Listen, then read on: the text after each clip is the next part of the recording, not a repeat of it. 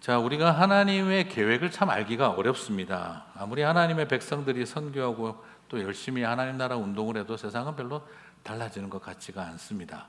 세상만 달라지는 것 같지 달라지는 게 없다 하는 게 문제가 아니라 교회도 여전히 변화되는 게 없고, 그리고 세상 제국의 논리와 그리고 또한 그 거짓 가치관을 그대로 수용하는 모습이 실망스럽기도 합니다. 그리고 또한 어떻게 하다가 이 세상에 이처럼 재림주를 흉내내는 가짜 선지자들이 이렇게 판을 치고 또 성도들과 교회를 미혹할 수가 있을까 하는 생각을 해도 깝깝한 생각이 듭니다. 그래서 보니까 뭔가 이 밑빠진 독에 물 붓기 하는 것 같다는 생각도 들고, 그래서 기독교도 실망스럽고 세상은 달라지는 게 하나도 없고, 그리고 이단들과 그리고 또한 가짜 재림주는 판을 치고, 그리고 우리 집안을 쳐다봐도 저 인간은 40년 동안 변하는 것 같지가 않고, 그리고 나가 나를 쳐다봐도 그냥 하나도 달라지는 게 없는 것 같고, 이런 어떤 생각들이 들 때 과연 이 복음의 능력이 있는가라는 질문들이 생기게 되어지죠. 하지만 계시록은 우리들에게 이 모든 일들이 일어날 것을 있는 그대로 다 보여주고 있습니다. 우리가 많이 종말에 대해서 크게 오해하고 있는 것 중에 한 가지가, 복음을 열심히 전하고 하나님 나라를 이렇게 확장하는 일이 펼쳐져 가면 사탄의 권세는 어떻게 될 거라고 예상하죠? 당연히 반비례하겠죠. 약해지고 그리고 사그러들고 패망할 거라고 생각하죠. 하나님의 나라와 권세가 세지면 사탄의 권세는 작아지는 것 아니겠나 싶어요. 그런데 오늘 우리가 계시록을 읽어보니까 어떻습니까? 두 증인이 복음을 들고 1260일 동안 힘써 말씀을 증거하는데 동시에 일어나는 일은 뭡니까? 사탄이 교회를 짓밟는 일도 42개월 동안 계속 일어난다라고 이야기를 하고 있어요. 다시 말씀드리면 하나님의 나라와 권세가 확장되면 사탄의 권세는 약해지는 반비례 관계가 아니라, 하나님의 복음을 확장하고 두 증인이 그렇게 열심히 복음을 증거하고 있는 동안 사탄의 권세도 교회를 짓밟는 일을 42개월 동안 똑같이 한다는 것입니다. 그러므로 비례관계에 있다 하는 걸 발견할 수가 있어요. 그래서 우리가 아무리 복음을 전하고 하나님 나라 확장하고 하나님 나라 백성답게 살려는 사람들이 있어도 교회는 여전히 짓밟히고 더러워지고 그리고 또한 패망하고 실패하고 있는 모습을 여전히 볼 수밖에 없다 하는 것입니다. 이것이 예언되어진 내용이에요. 그러므로 참 교회는 실망스럽다, 기독교에 희망이 없다라는 생각이 들 때에 하나님 나라가 약해져서 그런 것이 아니라 사탄은 사탄대로 발악하고 있고 두 증인은 두 증인대로 복음의 능력을 붙들고 최선을 다하고 있다 하는 것입니다. 이 두 가지가 모두가 다 예언되어져 있다는 것이죠. 그러므로 사랑하는 성도 여러분, 뭐 이렇게 달라지는 게 하나도 없나? 교회를 봐도 기독교를 봐도 실망스럽고 세상은 달라지는 게 하나도 없고 이 거짓된 이 논리들은 끊임없이 사람들을 물들이고 휩쓸고 있는데 왜 이렇게 아무것도 할 수 없는 걸까 하는 생각이 들 때, 그래 해봐야 소용없다 하는 선지자적인 딜레마, 말씀을 증거해봐야 의미가 없다, 운동 허무주의가 우리의 마음을 사로잡을 때 꼭 기억하시기를 바랍니다. 이것조차 계시록은 예언하고 있다라는 것입니다. 그러므로 말씀대로 되어지고 있을 뿐이다 하는 것이죠. 그러나 이 두 가지만 이것만 예언하고 있는 것이 아닙니다. 계시록은 한 가지 더 예언하고 있습니다. 우리에게 완전한 승리가 주어진다는 것이죠. 지금은 똑같이 사탄이 발악하고 아무리 우리가 예언하고 애를 써도 그게 그것처럼 보일지 몰라도 궁극에 가서 최후의 심판과 최후의 승리가 하나님의 교회와 백성들에게 주어지는 줄 믿습니다. 그것이 왜 가능하냐? 오늘 12장 말씀은 우리들에게 그것이 가능한 이유는 바로 사탄의 권세가 폐잔병에 불과하기 때문이다 하는 것입니다. 그래서 12장 전반부와 중반부는 사탄이 얼마나 처절하게 패배한 폐잔병에 불과한지를 설명해 줍니다. 그리고 우리에게 있을 마지막 싸움을 바라보게 하면서 우리에게 담대함을 갖기를 원하고 있습니다. 자, 이 맥락을 한번 살펴보면서 오늘 이 사탄이 어떻게 예수님에게 완벽하게 패배하여 패잔병이 되었는지를 한번 살펴보도록 하겠습니다. 자, 먼저 첫 번째로 1절에서 6절을 보면요, 용은 예수님의 탄생 때부터 땅에서 패배한 패배자였다라는 것입니다. 자, 지금 1절부터 우리 11절까지 전체적인 이야기는 미래에 있을 이야기가 아니라 과거에 일어났던 일을 말하고 있습니다. 자, 계시록은 미래에 대한 예언만 있는 게 아니라 과거에 있었던 사건을 다시 우리에게 리마인드 시켜주고 있습니다. 그게 바로 뭐냐면 예수 그리스도의 탄생과 십자가와 부활을 통해 어떻게 사탄이 이미 완전하게 패배당한 패잔병에 불과한지를 보여주고 있습니다. 자, 계시록 12장 1절 2절을 보면은요, 하늘에 큰 이적이 보이니, 같이 읽겠습니다. 해를 옷 입은 한 여자가 있는데 그 발 아래에는 달이 있고 그 머리에는 12별의 관을 썼더라. 이 여자가 아이를 베어 해산하게 되매 아파서 애를 쓰며 부르짖더라. 당연히 이것은 마리아가 예수의 탄생의 이야기지만 이것을 계시록은 다른 관점에서 참 이스라엘과 예수 그리스도의 탄생의 이야기, 예수 그리스도의 출생의 이야기를 우리들에게 보여주고 있습니다. 자, 이게 바로 뭐냐면 이사야 7장 14절에서 예언되어져 왔던 주께서 친히 너희에게 징조로 주실 것이요, 사인을 주신다는 거죠. 기적을. 보라, 처녀가 잉태하여 아이를 낳으리니 임마누엘이라 하리라. 이미 예언되어졌던 이 내용이 예수 그리스도께서 태어나심으로 성취가 되어졌죠. 해를 옷 입은 12별의 관을 쓴, 달을 밟고 서 있는 12별의 관을 쓴 여인은 누구일까요? 바로 구약의 12지파와 신약의 12사도를 통해 이루어지는 참 이스라엘, 참 교회라고 말할 수가 있겠습니다. 그러므로 우리에게 예수 그리스도를 잉태하여 해산하는 그 아름다운 기적의 탄생을 또한 마리아처럼 교회에게도 이 사명을 주셨다 하는 것입니다. 지금 우리가 그 일을 하고 있는 것이죠. 자, 그런데 이런 은혜로운 표정만 나타나지 않습니다. 마지막 때에는 또 다른 기적이 또 일어난다는 거예요. 12장 3절 보겠습니다. 같이 읽겠습니다. 하늘에 또 다른 이적이 보이니 보라, 한 큰 붉은 용이 있어 머리가 7이요 뿔이 10이라. 그 여러 머리에 7 왕관이 있는데. 자, 여기서 주목할 것은 우리 13장 할 때 이 머리 7, 뿔 10, 여러 마리 7 왕관 다시 한번 다루겠습니다만, 이게 바로 뭘 뜻하냐 그러면은 다니엘서의 7장에 나오는 세계 제국들, 4대 제국에 대한 이야기입니다. 다시 말씀드리면 아수르와 바벨론과 페르시아와 바벨론과 페르시아와 그리스 제국과 그리고 로마 제국, 4개 제국을 여기서 말하고 있어요. 그 4개 제국에 대해서 이 7뿔과 머리 본 것 같으신 분들이라면 구약 성경을 다니엘서를 읽어보신 분이고, 전혀 뭔 소리인지 하신다면 지금 전혀 구약 성경을 안 읽어봤다는 것을 계속 증명하고 있는 과정이죠. 자, 이게 바로 그 내용입니다. 그래서 세계 제국주의 세력을 상징을 하고 있어요. 그걸 용이라고 표현하고 있는 겁니다. 그런데 또 다른 이적이라고 그랬어요. 그러면 첫 번째 12장 1절에서는 하늘에 큰 이적이 있어서 예수님이 태어났다 그랬어요. 그렇죠?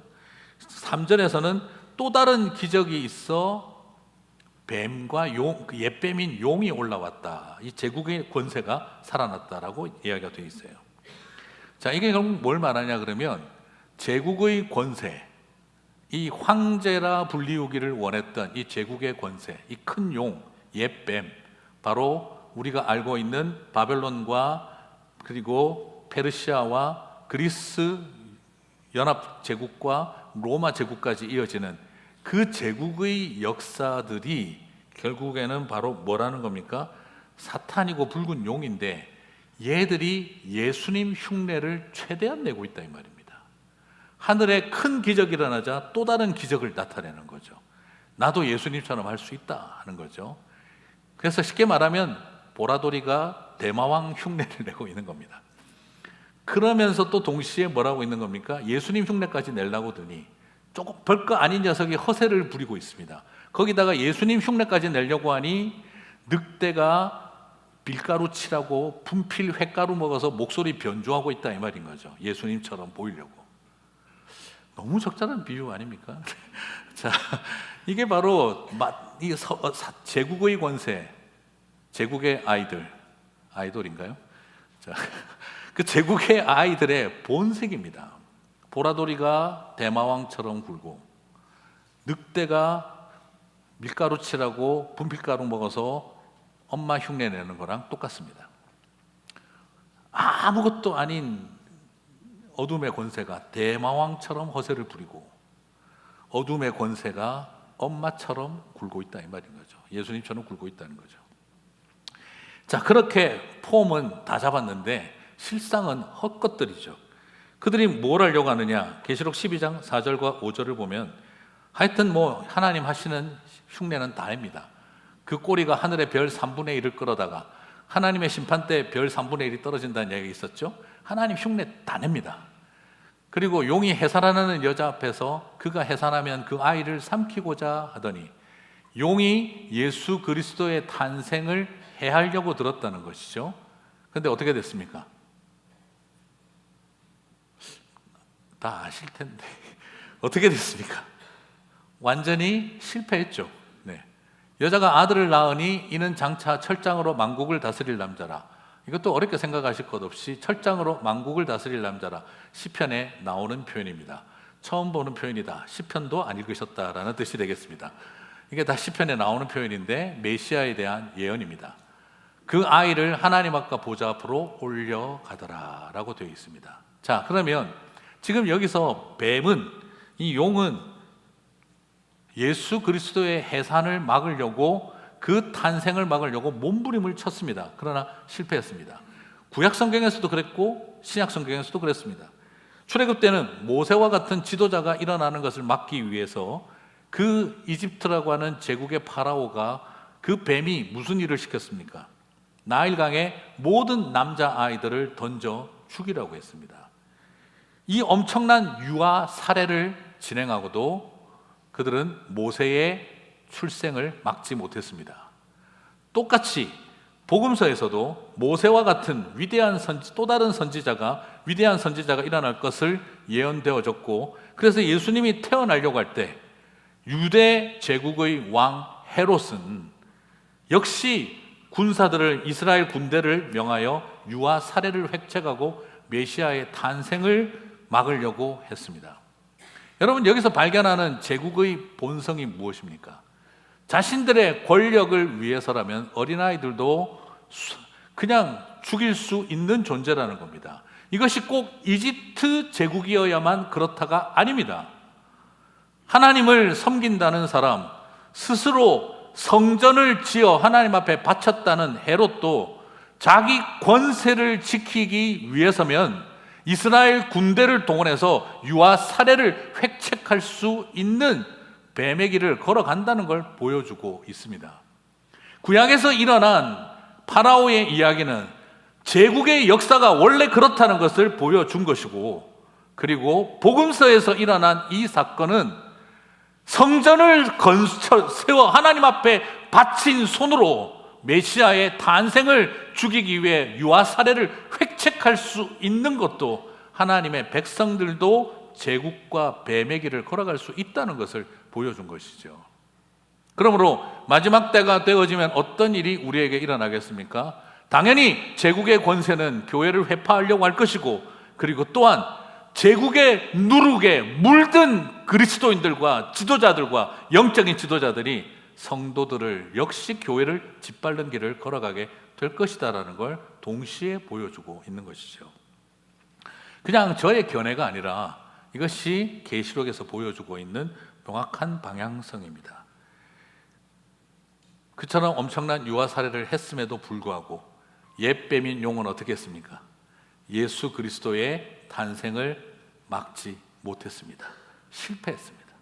주님은 이 땅에 약속하시고 예언하신 대로 태어나심으로 여자의 후손은 승리를 시작하셨습니다.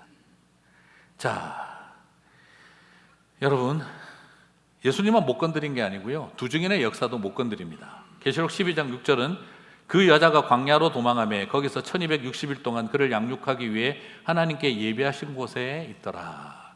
자, 말 그대로 무슨 말입니까? 또 1260일, 42개월 계속 나오죠, 그죠? 뱀은 뱀대로 교회를 짓밟는 일에 42개월 동안 몸부림을 치나, 그러나 하나님이 이 여자를, 교회를 또 어떻게 합니까? 1260일 동안 보호하고 지키십니다. 그러므로 여기서 우리가 발견할 수 있는 게 바로 뭘까요? 하나님의 말씀을 우리가 아무리 증거해도 교회를 짓밟고 사탄의 권세도 더욱 비례관계로 발악을 하니 겉보기에는 큰 변화가 없어 보입니다. 교회는 많아지고 목사도 많아지고 성도도 많아지고 그리고 선교도 열심히 하고 있는데 왜 교회는 교회대로 기독교는 기독교대로 이 모양이고 세상은 세상대로 왜 이 모양인가 하는 이런 분노와 질문이 생길 때 이것이 바로 계시록에 예언되어진 내용대로라는 것입니다.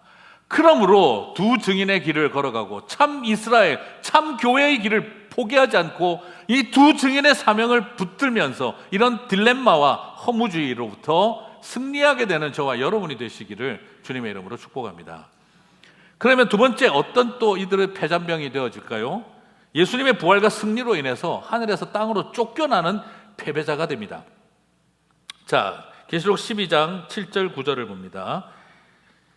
하늘에 전쟁이 있으니 미가엘과 그의 사자들이 용과 더불어 싸울세 용과 그의 사자들도 싸우나 이기지 못하여 다시 하늘에서 그들이 있는 곳을 얻지 못한지라. 같이 읽겠습니다. 큰 용이 내쫓기니 옛 뱀 곧 마귀라고도 하고 사탄이라고도 하며 온 천하를 꿰는 자라. 그가 땅으로 내쫓기니 그의 사자들도 그와 함께 내쫓기느니라. 자, 여기서 그의 사자들, 옛뱀의 사자들, 이 사자도 영어로는 뭐라고 되어 있을까요? 네, angels, 그죠? 이것도 angels라고 영어로는 되어 있습니다. 이게 천사가 다 똑같은 천사가 아니라고 여러 번 말씀드렸죠. 영물로 보시면 됩니다. 자, 다시 본래대로 돌아와서 하늘 전쟁이 있었습니다. 예수님이 태어날 때도 용은 실패했고, 두 번째, 예수님이 십자가에서 죽으시고 부활하심으로 인해서 그들은 완전히 패배해서 하늘에서 땅으로 쫓겨나게 됐다를 보여주고 있습니다. 예수님을 십자가에 못 박아 죽일 때요, 옛뱀, 그죠? 왜 용을 옛뱀이라고 할까요? 아담을 실족하게 했던 옛뱀이다 이 말입니다. 창세기에 나오는 옛뱀이. 그러면 이제 옛뱀이 어떻게 돼야 됩니까? 창세기 말씀대로 예수님 발 뒤꿈치를, 여자의 후손의 발 뒤꿈치를 상하게 하지만 이 옛뱀은 어떻게 되죠? 머리가 부셔져야 되겠죠. 나중에 머리가 상했다가 다시 회복된 뱀 이야기가 또 뒤에 나옵니다. 이런 걸 잘 기억을 해놓으시면 감사하겠습니다. 자, 이 뱀이 완전히 부서졌죠. 첫 번째 패배는요, 예수님이 태어나는데 털끝 하나 못 건드렸어요. 죄 없는 애들만 죽였습니다. 그러므로 여러분, 이 세상의 제국만 사람을 함부로 죽이는 게 아닙니다. 네, 유대의 왕도 하나님 앞에 가서 예배드린다는 이스라엘 병사들도요, 아무 생각 없이 가가지고 죽이라 그러면 애들 다 죽이는 이런 행동들을 한 것입니다. 하나님의 백성들이요. 그 억울한 죽음만을 행했지만, 그리고 그들은 뭔가 메시아를 죽일 수 있을는지 알았지만 결국에는 어떻게 됐습니까? 사탄은 실패했죠. 두 번째도 마찬가지입니다. 첫 번째 패배 때는 예수님을 건드리지도 못했는데 두 번째 타격에서는 예수님을 죽이기까지 했습니다. 발가벗기고요, 채찍 때리고요, 침 뱉고요, 주먹질하고요, 조롱당하게 하고 십자가에 매달아 죽이기까지 했습니다. 그러면 이건 나름 선전한 거예요, 그렇죠? 잘한 거예요. 첫 번째는 털끝 하나 못 건드렸는데 이번에는 완전히 죽였습니다. 그런데도 불구하고 이긴 줄 알았는데 또 패배했습니다. 십자가와 부활은 사탄을 치명적인 패배자가 되게 만들어버렸습니다. 십자가에 매달아 죽이는 순간 사탄은 완벽한 승리라고 믿었을 거예요. 사탄은요, 선악과 이래로 이런 승리가 없다. 첫째 아담 선악과 먹여가지고 완전히 잡아뜨렸는데, 이번에 둘째 아담은 십자가에 매달아 죽여버렸다. 무덤까지 집어넣어버렸다. 이야, 선악과 이후 이런 승리가 없다. 사탄은 되게 좋아했을 겁니다. 그런데 오히려 하나님은 부활을 통해 그 모든 것을 승리하심으로 창세 이후 이런 승리가 없다. 하나님은 또 기뻐하셨을 것입니다. 네가 최대한 머리 써가지고 다 십자가에 못 박아 죽였는 줄 알고 이긴 줄 알았지. 첫째 아담 선악과 먹여 실족시켰고 둘째 아담 십자가에 못 박아 죽여서 네가 이긴 줄 알았지. 그런데 부활을 통해 네 머리가 부서진 거야. 그래, 선악과 이후 이런 승리가 없다. 그렇게 믿었냐? 나는 창세 이후 이런 승리가 없다. 하나님은 오히려 그렇게 웃으셨을 것입니다. 참 신기하죠. 이 사탄은요, 후회하는 법이 없어요. 우리는 후회를 해요. 안 되는 줄 알면서 왜 그랬을까 후회를 해요. 그런데 사탄은요, 안 되는 줄 알지만 또 그래야지 이렇게 하는 게 사탄의 본성이에요. 그것 때문에 우리가 질리고 질에 지쳐서 떨어져 나갑니다. 잘 기억하십시오. 못 이깁니다. 그런데 사탄의 본성은요, 안 되는 줄 알면서 또 그래야지 하는 존재입니다. 자, 그들이 몰랐느냐? 알았어요. 예수님 태어날 것도 구약 성경에 다 예언되어져 있고 다 알고 있습니다. 예수님이 제자들 모아놓고 맨날 이야기했습니다. 인자가 고난받고 사흘 만에 살아나야 할 것. 제자들에게 몇 번에 걸쳐서 모세와 시편과 선지자에 의하여 가리켜 기록된 바 인자가 고난당하여 사흘 만에 살아나야 할 것, 성전을 허물라 사흘 뒤에 다시 지으리라. 예수님 다 말해줬어요. 예수님 이걸 숨기고 한 것이 아니라 어떻게 했습니까? 이미 다 오픈 소스로 공개시켜 놓고 했어요. 사탄은 다 들었습니다. 들어놓고도 설마 하다가 완전히 당해버린 거예요. 여러분, 이것이 우리에게 주는 메시지는 무엇입니까? 사탄은 승리한 것처럼 보여도 패배한다는 것입니다. 그러므로 예수님은 어떤 분이셨습니까? 패배한 것처럼 보였지만 그것은 승리의 디딤돌에 불과했습니다. 그러므로 오늘 저와 여러분에게 주시는 메시지는 무엇이겠습니까? 아무리 사탄의 권세가 승리한 것처럼 보인다 할지라도 결코 절망하지 말라 이 말입니다. 그 사탄의 승리는 결국 하나님의 승리를 위한 디딤돌이 되고 말 것이다 라는 것입니다. 사탄의 승리는 결국에는 패배로 끝날 것이다 하는 것을 명확하게 보여줄 줄 믿습니다.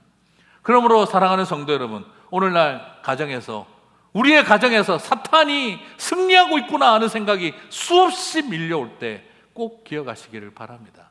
하나님은 기필코 승리케 하실 줄 믿습니다.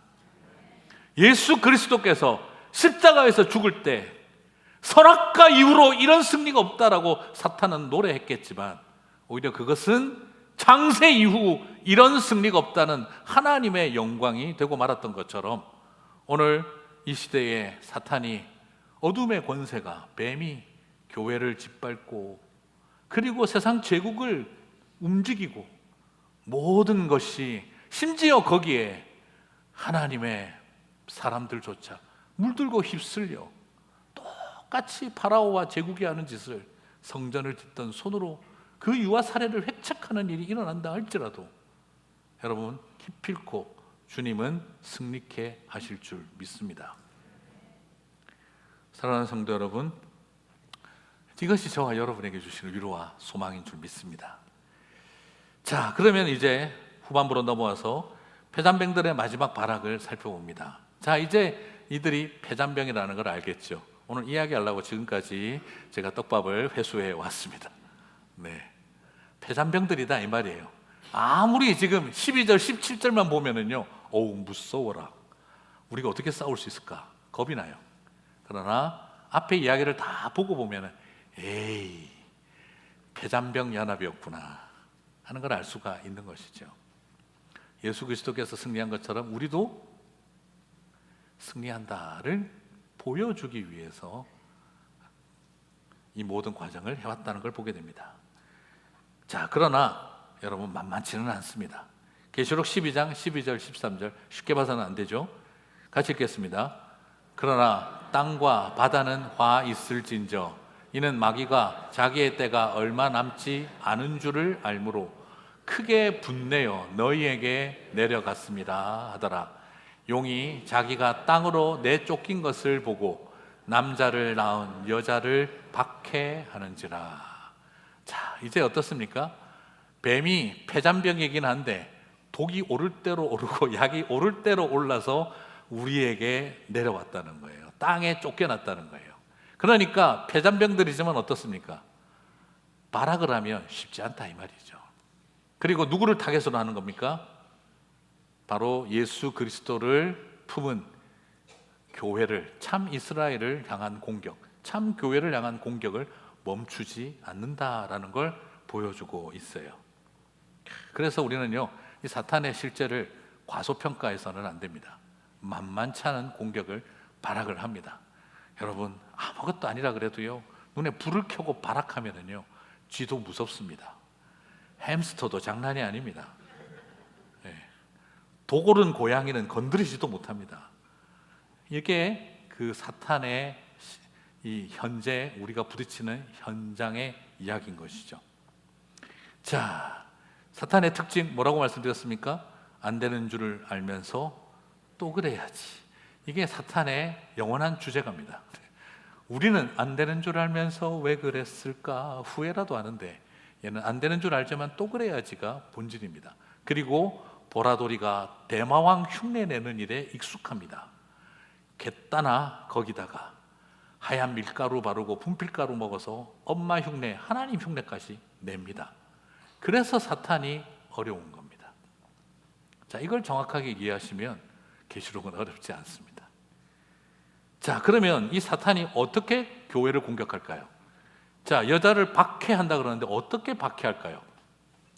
옛날 로마 시대 때는요, 콜로세움 경기장에서 사자 풀고 무식하게 좀 박해했어요. 요즘 사탄은 머리가 좋아서 그렇게 안 합니다.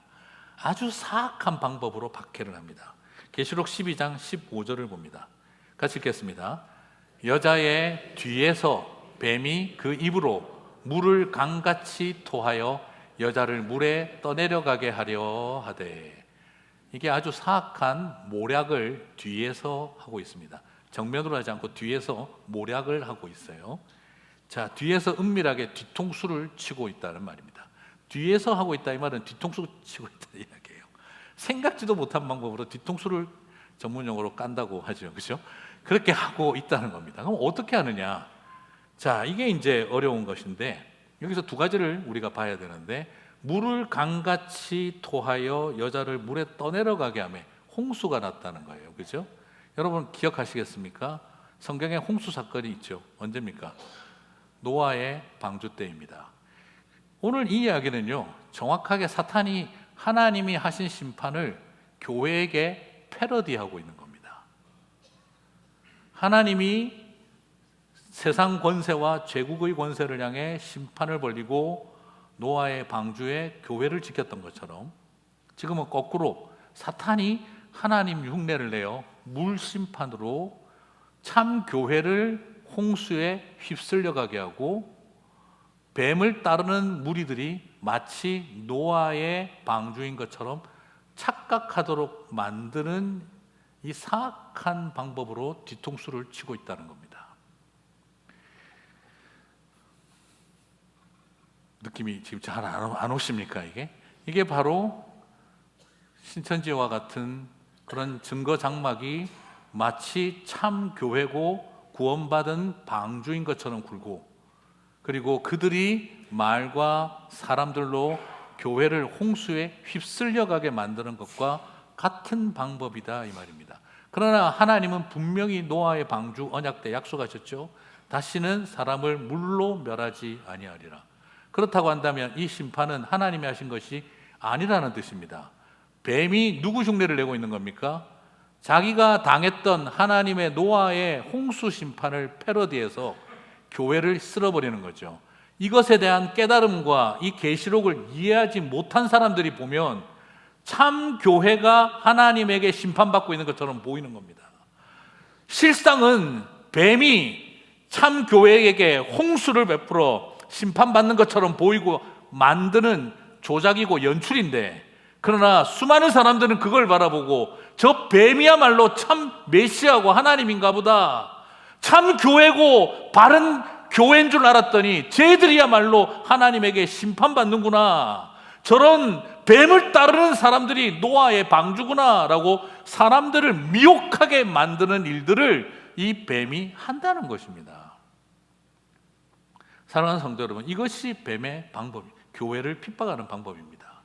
그리고 또한 두 번째로, 이것이 용의 입에서 물이 나온다 그랬죠, 그죠? 용의 입에서 물. 이 용은 뭘 말한다고 말씀드렸습니까? 예, 바벨론 제국과 그리고 바사 제국과 그리스 제국과 그리고 로마 제국을 말한다고 말씀드렸어요. 그건 다음 13장 할 때 다시 한번 다니엘서 7장을 가지고 설명을 드리겠습니다. 바로 이 열불 달린 이 모습은 이게 바로 제국을 상징하는데, 제국의 입에서 물이 나온다. 뭘 말하는 걸까요? 그건 바로 물은 지식과 사상, 가르침, 그리고 그것에 물든 무리들과 백성들을, 사람들을 말합니다. 용의 입에서 쏟아져 나오는 거짓된 메시지, 쉽게 설명을 하면은 그 용의 입에서 쏟아져 나오는 거짓된 왜곡된 하나님의 말씀일 수도 있고, 제국의 논리를 따라가는 목회자들과 제국의 원리를 아직도 붙들고 미련을 못 버리고 있는 콘스탄틴 대제의 길을 걸어가고자 하는 이 거짓된, 이 혼돈된 목회자들의 입에서 나오는 가르침과, 그리고 또한 예수님 흉내를 내고 있는 가짜 재림주 이만희와 같은 존재의 입에서 나오는 말씀과 가르침, 그리고 여전히 이 세상을 움직이는 제국의 사상과 논리와 그들의 통치 철학, 그 입에서 나오는 그 물들, 그 물에 영향을 받고 물든 사람들이 강처럼, 홍수처럼 하나님의 교회를 박해한다, 이 말인 것입니다. 그러므로 오늘날 왜 이런 일이 일어나고 있는 걸까요? 왜 저런 재림주를 흉내내는 이단이 교회를 이렇게 짓밟고 있는 걸까요? 왜 오늘날 이렇게 제국의 논리에 물든 목회자들이 아직도 교회에 이렇게 수많은 사람들을 헷갈리고 혼돈 가운데 빠지게 할까요? 어떻게 이 제국의 논리와 권세가 이 세상을 아직도 이 모양으로 짓밟고 있는 걸까요? 이 모든 게 다 계시록에서 가르쳐주고 있는 내용입니다. 용의 입에서 물이 나와 하나님의 교회를 떠내려가게 만드는 것입니다. 그게 바로 용이 여자를 박해하는 방법인 것이죠.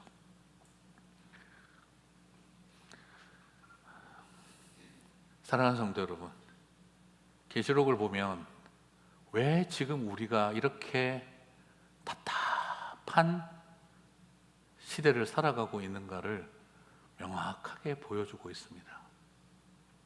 그래서 세상은 세상대로 이 모양이고, 그리고 또한 교회는 교회대로 이단에게, 제국의 논리에 휩싸인 사람들에게 그렇게 짓밟히며 휩쓸리고 있는 것입니다.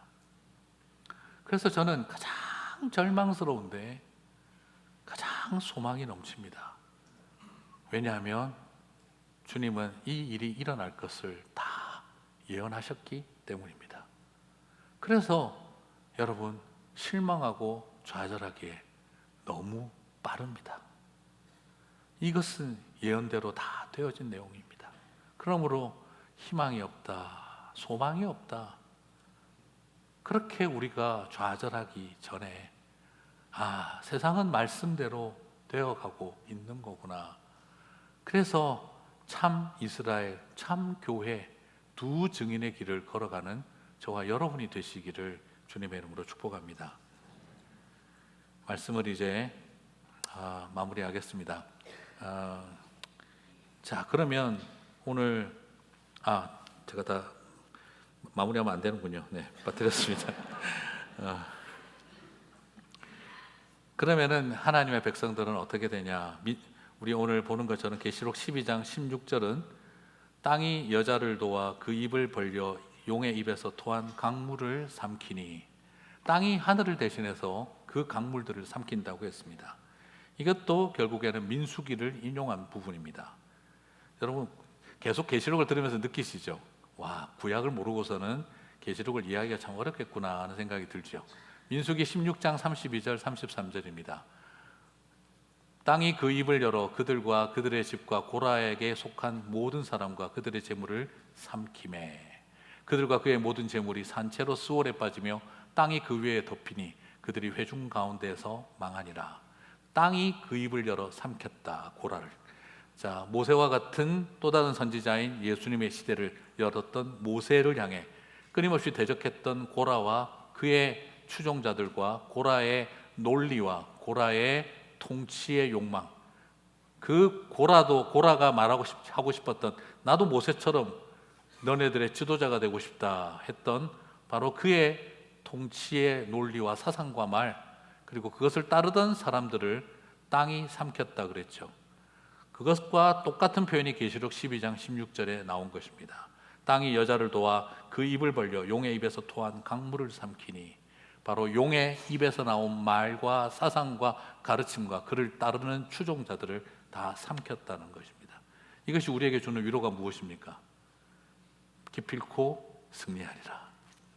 하늘에서 승리하신 것처럼 땅에서도 승리하리라. 그렇게 될 줄 믿습니다.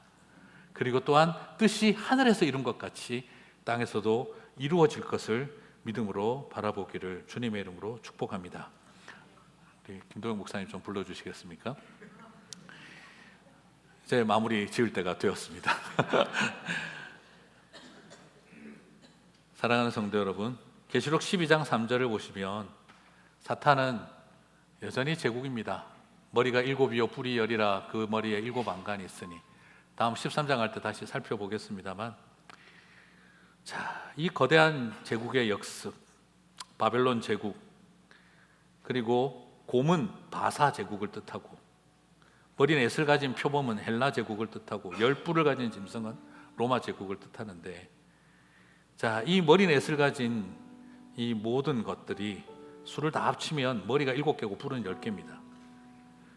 말 그대로 마지막 때가 되면 이 뱀이 제국의 힘을 가지고, 제국의 논리를 가지고, 제국의 가치관과 사상을 가지고 그냥 끊임없이 공격해 올 것이고, 그리고 교회도 거기에 물든 사람들, 그리고 또한 그 거짓 선지자로 재림주의 흉내를 낼 가짜 메시아까지 그냥 삼위일체로 공격해 올 것입니다. 하나님의 삼위일체만큼 공격해 올 것입니다. 그래서 계시록은 뒤로 가면 바로 붉은 용이 나오고 짐승이 나오고 음녀가 나오는 것입니다. 바로 어둠의 권세의 삼위일체죠. 그들이 그처럼 공격해 오게 되겠지만, 그러나 이것은 제국의 역습이 강대함을 뜻하기도 하지만 마지막 전쟁은 한 번으로 끝날 것이다 라는 것도 보여주고 있습니다. 차례 격파할 게 아니라 한 방에 끝내게 만들어 주신다는 것이죠. 자, 그래서 저와 여러분에게도 분명히 사탄이 대적하고 나오겠지만 승리하게 될 줄 믿습니다. 누가복음 10장 18절 19절을 봅니다. 예수님께서는 이미 예언하셨습니다. 다 함께 읽겠습니다. 예수께서 이르시되 사탄이 하늘로부터 번개같이 떨어지는 것을 내가 보았노라. 내가 너희에게 뱀과 전갈을 밟으며 원수의 모든 능력을 제어할 권능을 주었으니 너희를 해칠 자가 결코 없으리라. 아멘이십니까?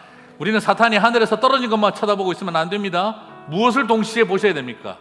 예수님만 뱀의 머리를 밟는 것이 아닙니다. 너희도 뱀과 전갈에 밟으며 그 원수의 모든 능력을 제어하게 될 것이다.